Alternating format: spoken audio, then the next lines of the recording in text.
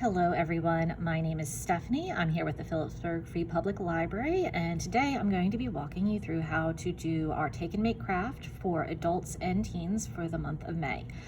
So this month we're going to be making roadmap coasters.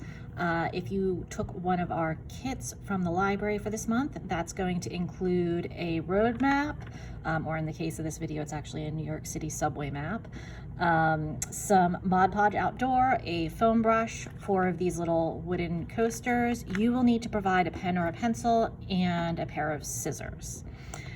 This is a really simple craft, but a lot of fun, and you don't even have to use a road map. If you have maybe some pretty stationery or any other kind of paper that you think is pretty, you could do this craft with that as well. So the first step in this particular craft, you want to take a look at your map or whatever other paper you're using to do this craft, and as you can see, I've already cut part of this out here. You want to find the section on your map that you want to cut out for that section on your coaster. Once you have found it, you're going to place your coaster over that area,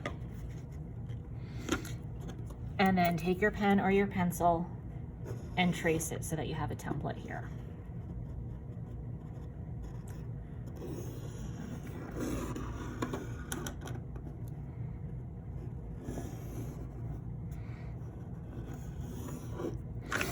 Okay, so once you've finished tracing that, you're going to have the exact area that you need to cut.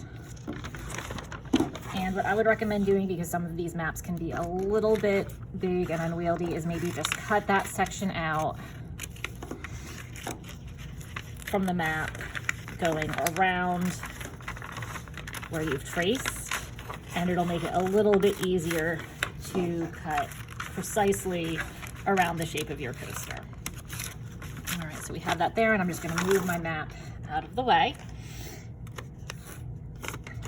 And then you want to cut just inside of where you traced. And personally, I like using a pencil for this, because if you end up with a little bit of pencil mark on the area of the map that you're going to be using for your coaster, it's easy to just erase it. Another possibility is you could, even if you're using a pen, you can trace on the opposite side of the map so that the pen marks would be on the side of the paper that's going to be face down on your coaster.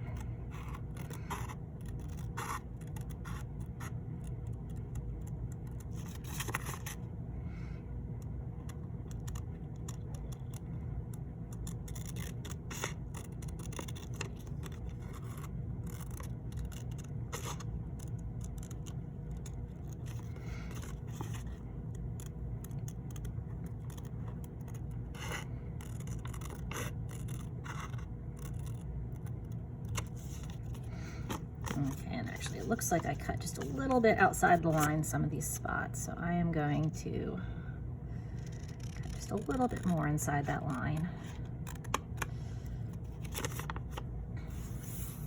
Okay, so I've got the section of map that's going to go on top of my coaster. Once you've done that, you take your Mod Podge and your foam brush, and you want to make sure you do a layer of Mod Podge across the top of your coaster. And you want to put a decent amount on there, not too thick, kind of a medium thickness. So enough that that paper is going to adhere really well, but not so much that it's just going to completely soak it. And one thing that I did find, this is my first time working with the Mod Podge Outdoor. The reason I included this is because it's supposed to be more water resistant. So if you're putting a cool drink on there and you get some condensation, it's not going to be as likely to damage your coaster. And I do find that this outdoor Mod Podge, it seems a little bit thicker than the regular stuff. I don't know if that's particular to that type or whether I just happen to get, that's how this batch is. Okay, so once you've got a decent layer of Mod Podge on your coaster, you're going to take your map and you're going to try and line it up as carefully as you can on top of that coaster. You might need to slide it around a little bit, and then smooth it out really, really good. Get out any wrinkles, any bends. See, it looks like it didn't line that up quite well enough, so I'm going to actually pull that off and readjust a little.